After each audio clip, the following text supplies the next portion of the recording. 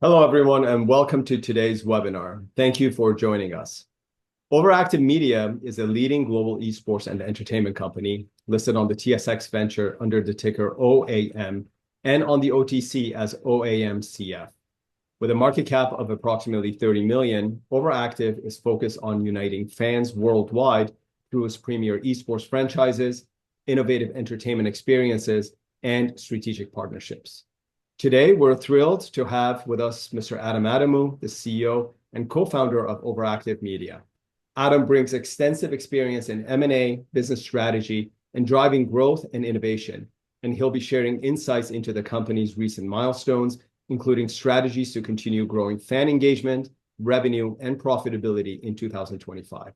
We've received several questions from our attendees, which we'll address after Adam's presentation.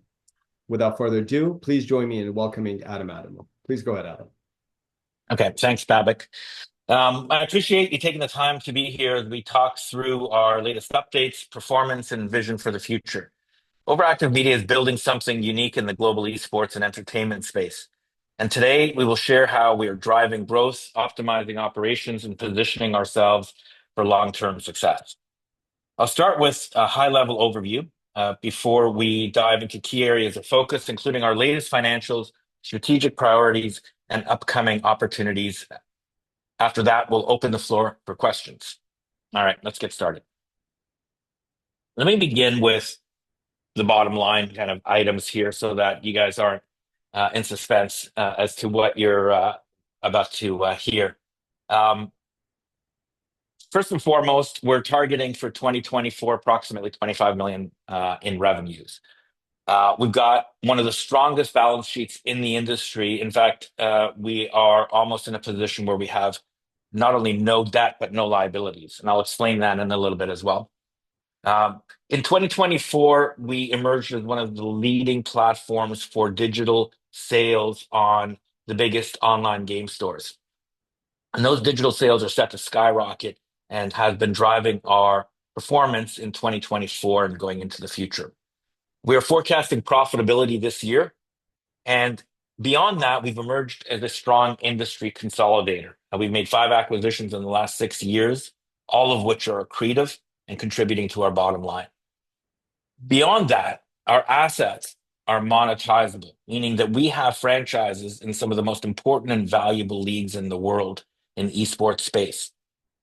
And those franchises can be sold, if we wanted to do so, at a considerable profit. With that, let me begin, and I'll build the detail behind some of these points. But let me begin at the very beginning here, because esports is defined in many different ways, and we define it in a specific way as we've emerged over the years into what we believe is the successful model for this industry. Esports begins with a publisher, and a publisher is a company like Activision Blizzard or Riot Games or Valve. Those would be the biggest, I would say, in the traditional esports space.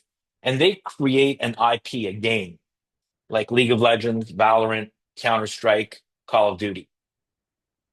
And those games, by and large, are free to play. League of Legends, VALORANT, Counter-Strike, Overwatch, they are all free. There is no price to buying those games on any store. But the way that they monetize them is through an online digital store, just like you might on your phone.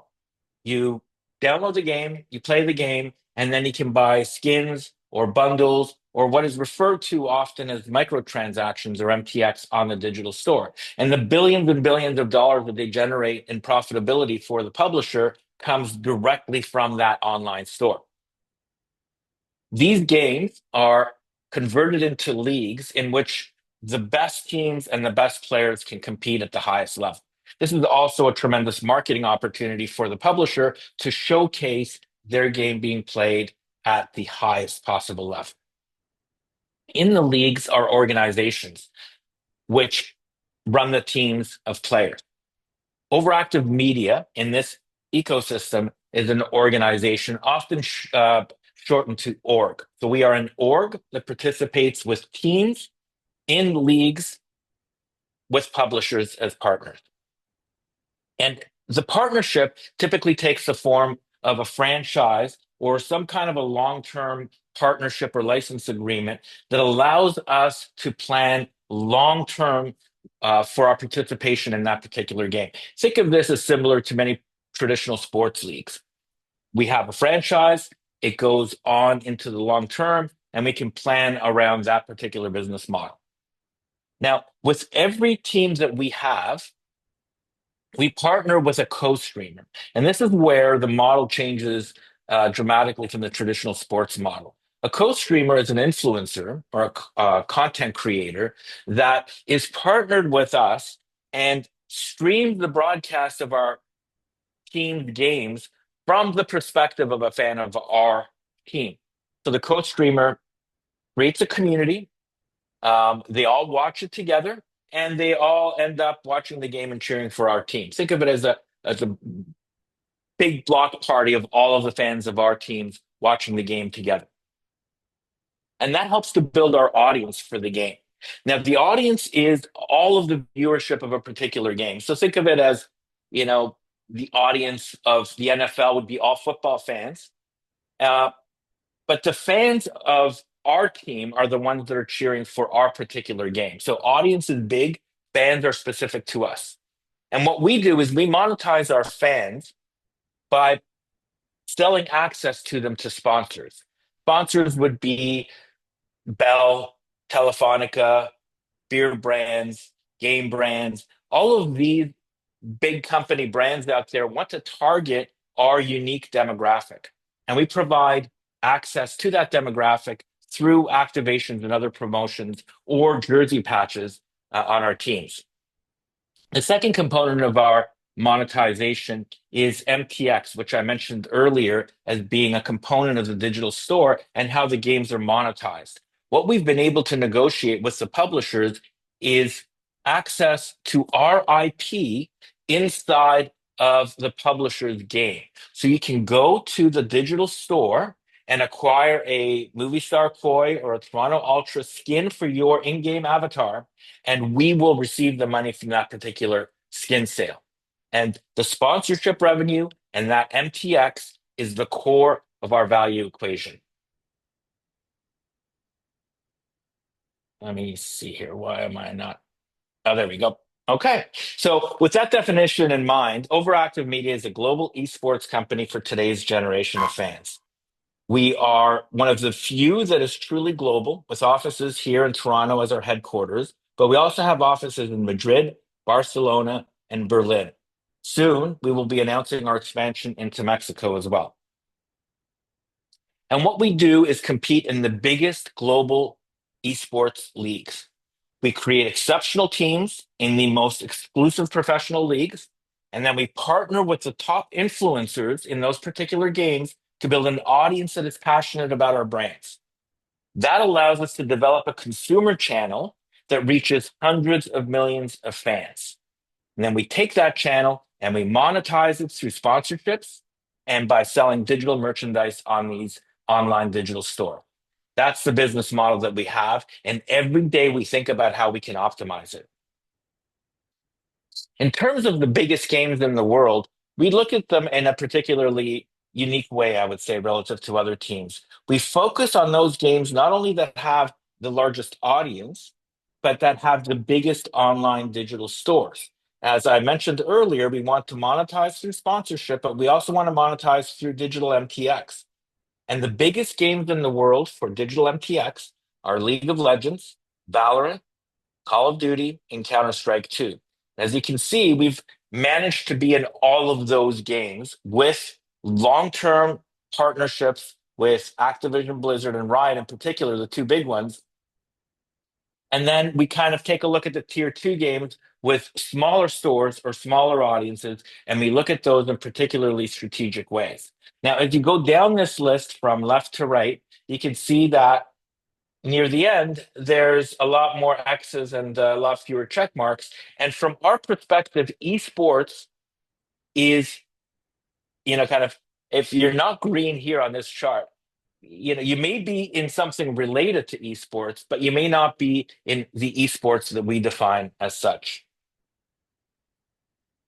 And just going back to our business model, because it's been emerging over some period of time, and we think we've really landed on the important components of it, which, as I mentioned before, and I'm going to come back to this several times, it is sponsorships and MTX. Those are our two primary revenue drivers.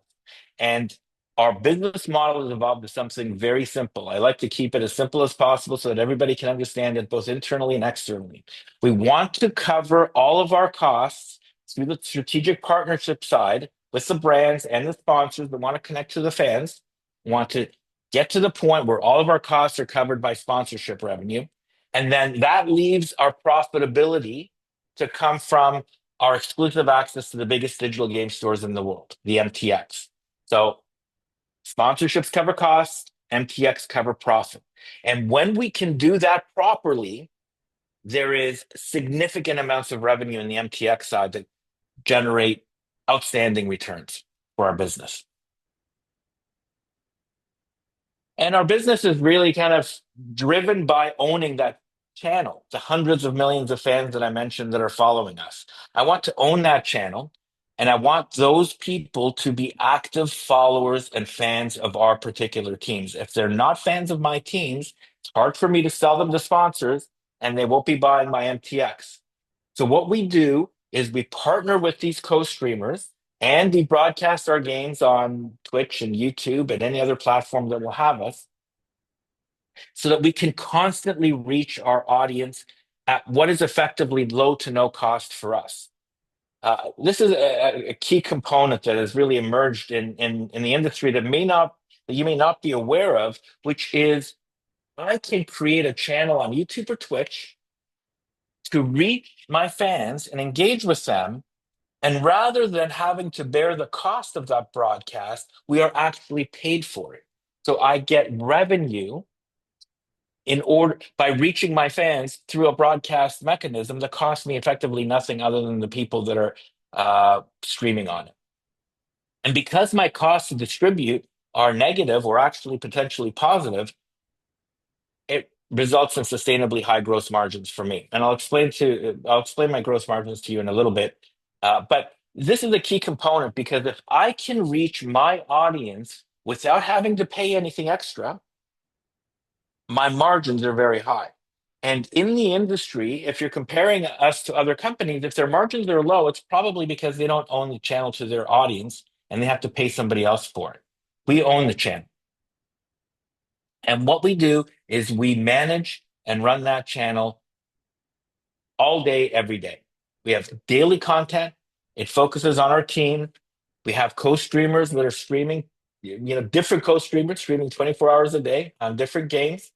We try to focus on our channels. We put out our brand sponsors. You can see some of those sponsorship logos on there. And that engages our audience all of the time. We are streaming. These are your teams. These are your players. This is your game. And by doing that, we basically increase that engagement that drives to our revenues. And we've been able to be incredibly successful at unparalleled global reach. When I talk about 100 million fans worldwide, there's a number of consequences that come from that. Either that's an exaggeration and it's not true, or if it is not an exaggeration, that means that there are certain consequences of that, which include, well, if you've got 100 million fans, your viewership must be really high. Check. If you have 100 million fans, your digital MTX should sell very well. Check. We're among the best-selling digital merchandise of any team in the world. There's not 100 million 20-somethings in any one country, as far as I'm concerned, maybe in China. But if you have 100 million fans, that means you should be big in multiple regions. And we are big not only in Europe, in North America, but throughout Latin America as well. That's 3 continents in which we have significant numbers of fans. And if I have 100 million fans, we should have incredibly high engagement in our viewership, in our social media channels, and so forth. And I can confirm that we have among the highest engagement of any esports team in the world. And beyond that, if you have that kind of viewership, it should be highlighted in the viewership. And to your left here, you can see from a recent JP Morgan study, right at the very top, the number 1 Twitch streamer in the world, this is 2024, is a gentleman by the name of Ibai Llanos, who is an overactive streamer. He's our partner. His viewership, as you can see, over this period was about 336,000 per minute viewers. Okay. And since partnering with us, you can see in the second column, his viewership increased by 479%. He is a big streamer, but he's also coupled with an organization that is very popular. And that creates incentive to view and engage with our teams. And you can see it in the numbers. These are 2024 numbers, but you can see at the very top, the biggest esport in the world is League of Legends in terms of viewership. You can see the number one most viewed game was G2 versus Mad. Mad was the name of our team in 2024. We're number one, we're there number two, and we're there number four. Those are the top five games in terms of viewership in 2024. We are in three of the top five with a different team in each case. And then in terms of the World Championships in 2024, this is the viewership for the play-in teams. This is global, and you can see that lion logo at the very top. That's Mad Lions KOI. That's our team at the top of that list as well. We are the number one team in esports for total engagement. We have nearly 200 million engagements across our channels. That was in the first quarter of last year. We're the leaders in peak viewership, as you can see, and we have co-streaming partnerships for every game. And that results in us having a lot of partners.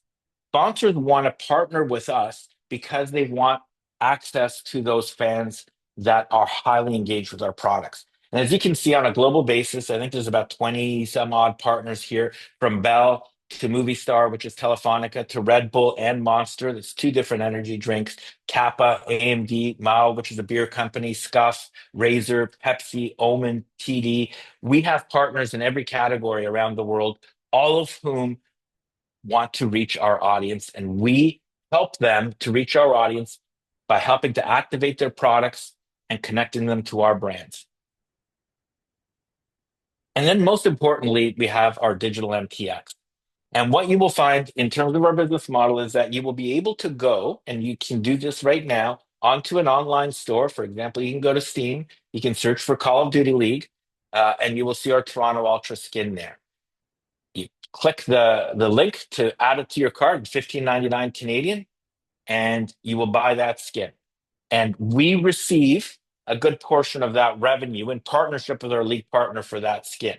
So every day around the world, we have our skins for Valorant, for League of Legends, for Call of Duty, for Warzone, for Counter-Strike that can be acquired through these online stores.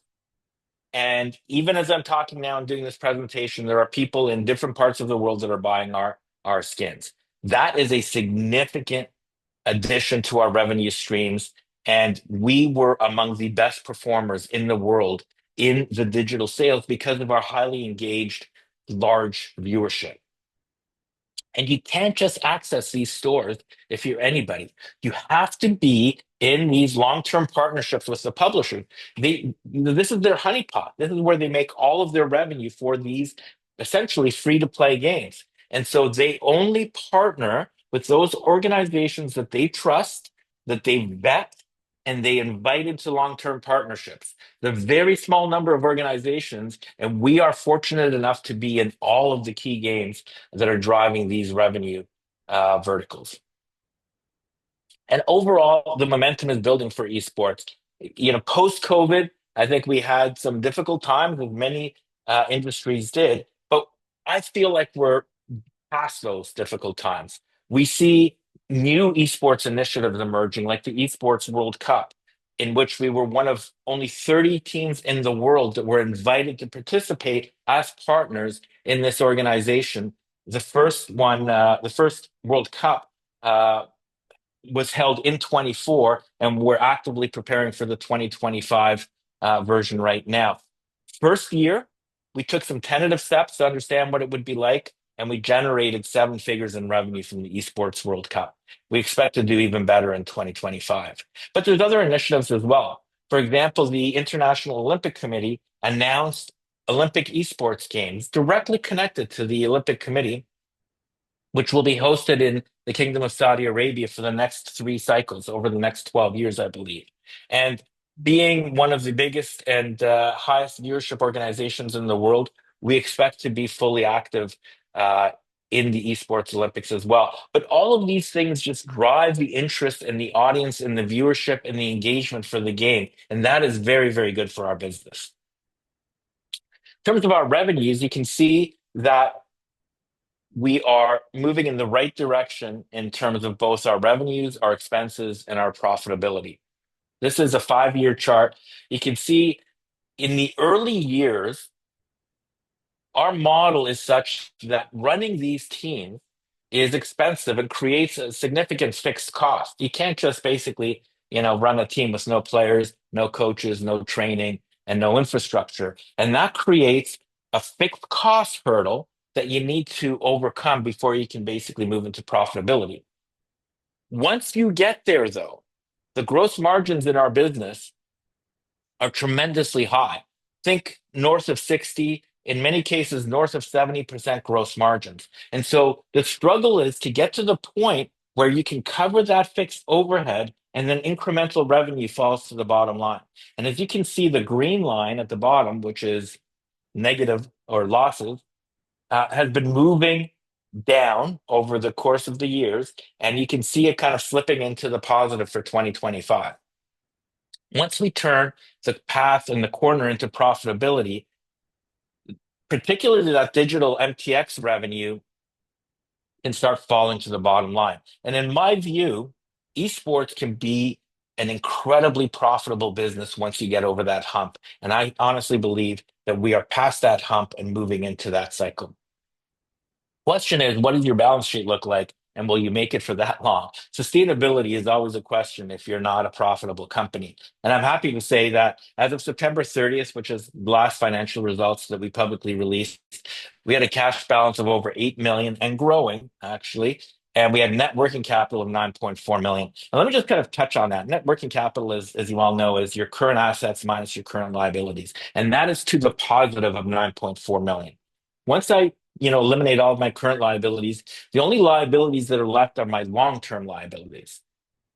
And if you can see here on the chart, the biggest component of our long-term liabilities is a deferred tax liability, which is a non-cash payable liability that is a function of future profitability. Okay, so that will be paid. It's an obligation that will be paid to the government out of future taxes, going on indefinitely into the future. Then the only other long-term liability that is in my balance sheet is a 2.4 million obligation. There's two components to that. The biggest component of that is a payment for our League of Legends franchise, which has since been waived. That's roughly about $2 million. So we owed about $2 million for our League of Legends franchise. We were able to negotiate with Riot to eliminate that payment. So I no longer have to pay it. And so the only liability that I have, which is a cash obligation on my balance sheet, is effectively some of the money that we received for COVID relief from both Canada and Spain, which is in the few $100,000 over a long period of time. That effectively makes me cash rich and liability poor, which is a very, very good position to be in. But there's actually an even better part of this, which is my LEC franchise asset, which is listed there at 25 million, and then long-term assets as well. What are those, and are those real? And I'm very happy to say that those are very real. Okay, our LEC franchise asset. Let me just, for the sake of time, focus on that. This is our League of Legends franchise. League of Legends is the biggest esport in the world. We are carrying that at $25 million on our books, Canadian. And as you can see, we have no liabilities. So that is ours. So is there a value there in that? Is there a sellable value there in that? And when we look at the market, we see that there's an active market for esports franchises. In other words, I can sell that. There's been at least one franchise sold every year for the last 3 or 4 years. The average valuation of an LEC franchise in these third-party transactions over the last 3 or 4 years has been about 35 million Canadian. Okay, so $35 million Canadian is the average selling price of just the franchise, not the business that goes with it, just the license to run the team. And there's an active market for these franchises. As I said, Team BDS acquired a team. Astralis sold their team to Carmine Corp. Heretics acquired the team from Misfits. There's more transactions out there, and we own one of these and have no liabilities against it. And we also own a bunch of other franchises that probably have value as well. So those assets have value. And we believe that in the worst case, we can monetize them for a profit. Having said that, we're not in the business of monetizing assets. We're in the business of growing our business. And to do that, we've been very active in the M&A space. We've made 5 acquisitions in the last 6 years to get all of the pieces together that we need for the growth of our business. And as you can see, once again, from my balance sheet, all of these acquisitions have been sensible, accretive, fully funded, and we have no debt against them. They're all fully paid off. That's a pretty good position to be in. We've been able to acquire the teams in every major league that we want to be in. We've built distribution channels to our 100 million plus audience of fans and influencers through the M&A route, and we've established our capabilities across events, content, and media, and we're looking for more. I believe that M&A is one of our strong competitive advantages, and we do it better than anybody else in the industry. Our team is strong. As you can see, we not only have, I think, the best management team in the industry, but we also have significantly prominent shareholders like Bell, Telefonica, the Kimmel family, the Montreal Canadiens, Ibai Llanos, the world's biggest streamer, Gerard Piqué, which is a footballer. He's also on our board. Abel Toussaint, who's the Weekend, Mitch Marner, Sheldon Pollock. We are a global organization with global, active, informed shareholders that is helping us to build this business into the entertainment platform of the future. Our market cap, unfortunately, is behind, I think, our business, but that's okay. I think, look, I've been in the business a long time. Things go up and things go down. It hasn't been the best of times for small cap companies, but we are doing, I think, an incredibly good job, and it'll happen when it happens. Our market cap is, in fact, less than just the value of what I believe is our LEC franchise license, okay, at 28.9 million. You can see the average price was 35 million just for that license. And then on top of that, I have about $10 million in cash and no debt. This stuff takes care of itself over time. We're going to be going out there doing things like this and telling the story more through 25. That's going to be one of my focuses this year, because as we shift into profitability, it's time to get up on the rafters and start telling people about the great success that we've had with our business. And that brings me back to my conclusions, which is, our revenue has been growing 70% year over year in 2024 relative to 2023. Strong, significant revenue growth, 70%. We've got that strong balance sheet with little to no liabilities. I've got access to all of these online stores that are driving my growth forward. We're looking forward to profitability, actively involved in M&A, and I've got these beautiful, valuable assets that are allowing me to build this business in the way that we're doing. And that's it. Thank you for joining me here and letting me tell you your story. Why don't I go back to you, Babak, and you can let me know if there's any questions. Sounds good. Thanks, Adam. And yes, we have received a number of questions. The first question asks, what is OverActive Media's long-term vision, and how do you plan to differentiate yourself in the esports and entertainment industries? Well, I guess long-term depends on how long you're talking about. Look, in my view, esports is going to prove to be a better business model than traditional sports. And I think the reasons are many. One is we own the young audience, 20 somethings, 24 somethings, 25 somethings. In my experience, what you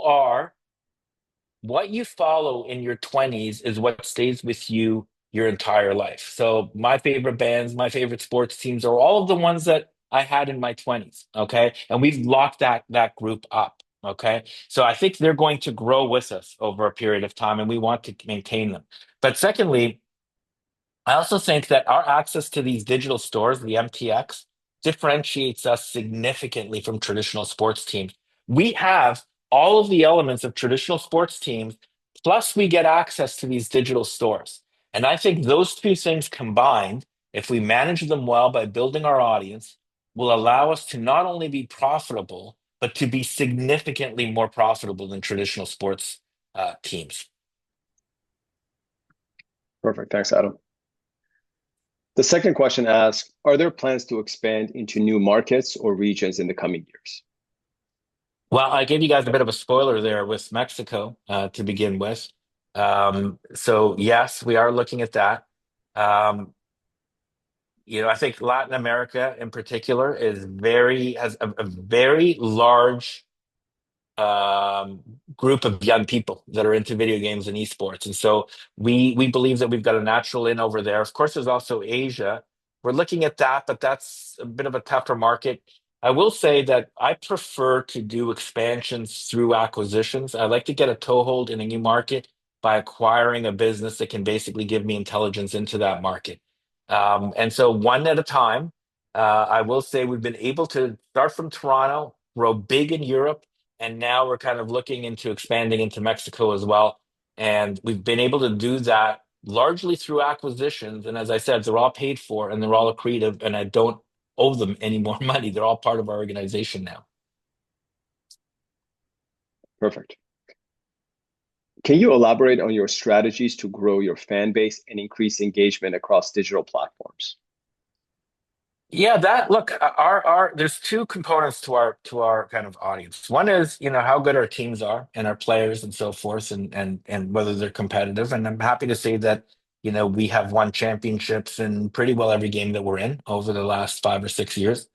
Um, but viewership in esports is very different from viewership in traditional sports. We are essentially a partnership between our players, our influencers, and our teams. And what we do is we have been able to connect the influencer community, the creator community, with our teams, and then bring the audience that the influencer might have and convert them into fans of our teams. And now what we're finding is that even if the influencer is not streaming our game, the fans are still watching it regardless, because they're not just fans of just the influencer, they're fans of our particular team. And this connection between influencers, social media, teams, and video games is very powerful. And I think we're going to be leaning more into owning those channels as we go forward. And look, that's the way of the future. I mean, the way of the future, if you look in 10 years for traditional sports teams and really any kind of viewership audience that you have out there, it will be a combination of not just passively back, waiting for the audience to come to you, but for you leaning forward and bringing your programming to the fan.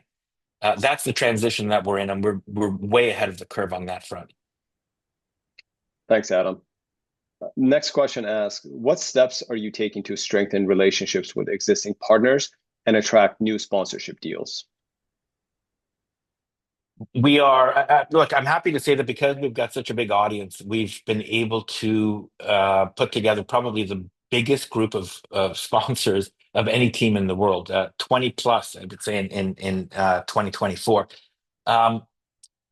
And the trick there with sponsors is to be able to offer them value at different price points. So when I talk about our 20 plus partners, on the low end, somebody could spend as little as $50,000 with us. Okay. And on the high end, we've got many that are spending millions of dollars a year with us. What we do is we tailor to each partner based on the price point that they want to basically engage with us, activations and a product, let's say, that basically is going to outperform their spend, but not by such a significant amount that they don't want to spend more with us. And the value in our in the business and in our offering really is in our renewal. If you're a partner and you are staying with us, that means that you recognize that we are providing value. And some of our biggest partnerships, in particular Telefonica, which is the Movistar brand, they've been with us for almost 7 years now.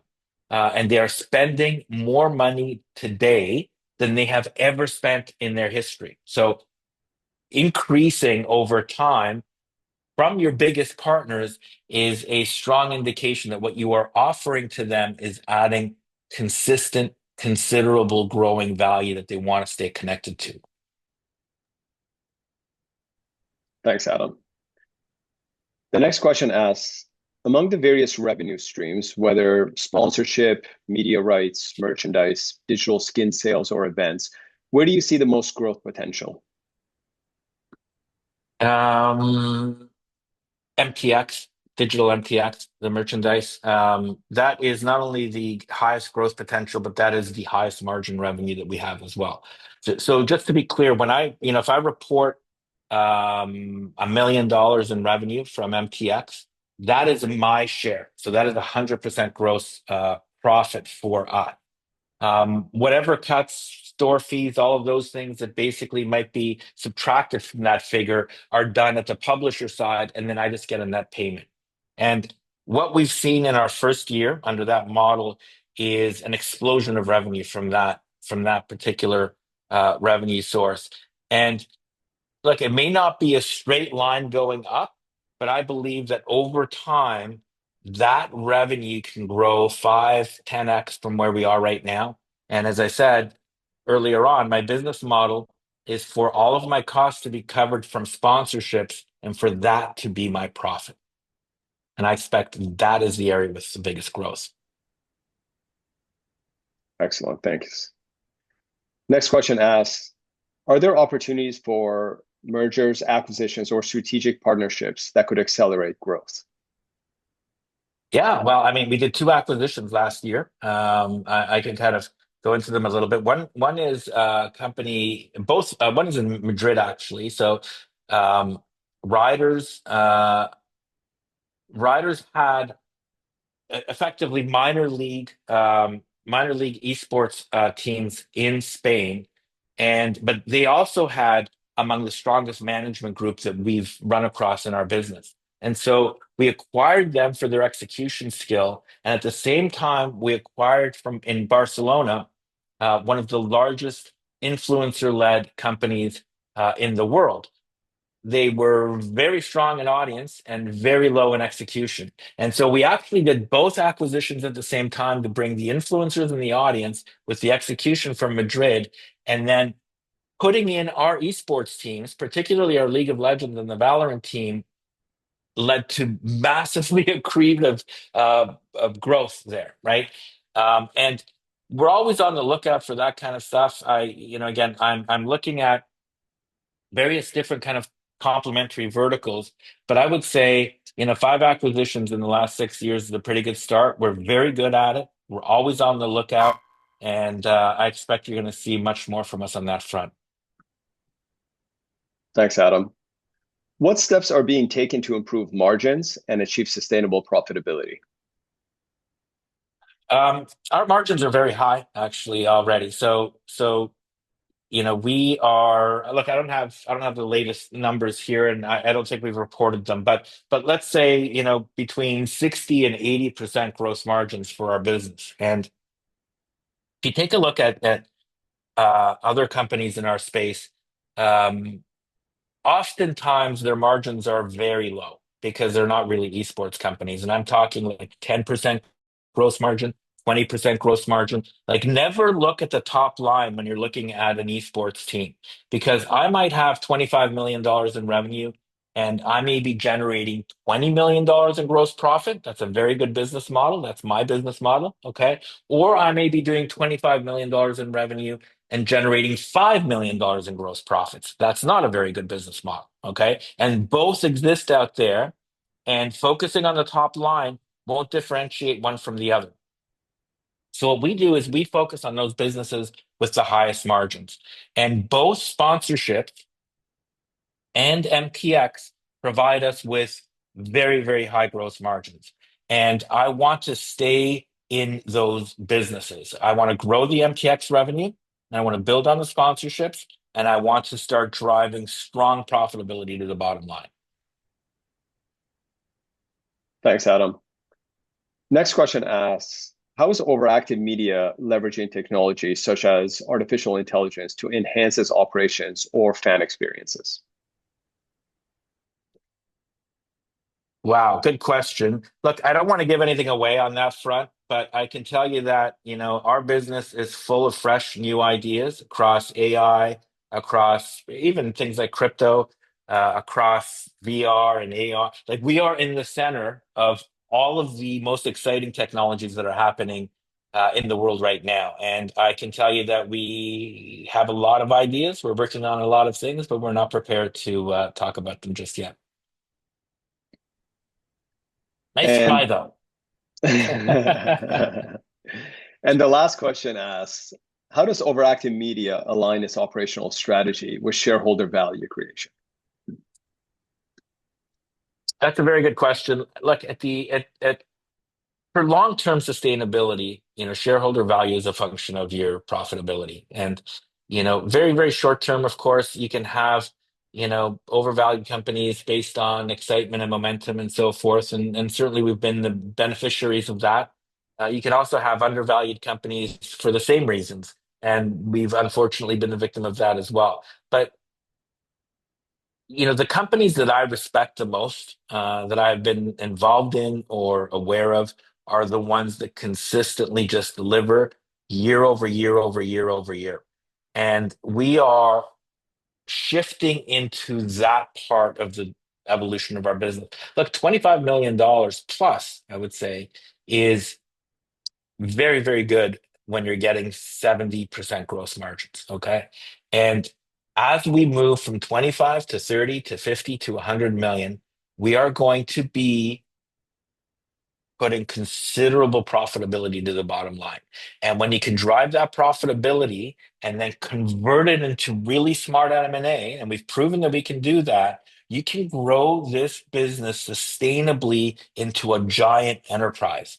And look, I don't sweat, whether the stock is at $2 or 25 cents in the immediate short term, but I do think we are at that pivot point where I can feel comfortable saying, guys, we fixed the problems with the industry. Like, we've got our pieces in place. Our revenues are growing at 70%. I can see profitability down on the horizon. I've made 5 acquisitions that have been incredibly accretive, and I've paid them all off. And it's time for you to take a look, because I've got assets that are worth $35 million, and I've got $10 million in cash, and I've got no liabilities, and I'm worth negative in my market cap. So it's going to turn, and it's going to happen. And I will also finally say, look, I was one of the biggest net buyers of stock in OverActive in 2024, because I'm no dummy.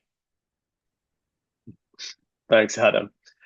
There are no further questions. And before I hand over the call back to Adam for his closing remarks, I'd like to thank everyone for their interest in OverActive Media. If you have any questions, please don't hesitate to reach out to us directly at info@vertusadvisory.com. Thank you again, and back to you, Adam, for your closing remarks. Okay, well, I'd like to thank everybody for taking the time to join today's webinar. Look, we're in a very strong position to capitalize on the evolving esports and entertainment landscape. And look, I'm going to remain focused on delivering values to our investors, our partners, and our fans. The work we're doing now, streamlining our operations, strengthening our teams, and expanding our global reach, sets the foundation for long-term success. There's still plenty of work ahead, but I'm confident in our vision and our ability to execute. As always, I appreciate your continued support and engagement. If you have any further questions or want to discuss anything in more detail, feel free to reach out. Thanks again, and we look forward to sharing more updates soon. Thanks, everyone. This concludes today's webinar. You may disconnect.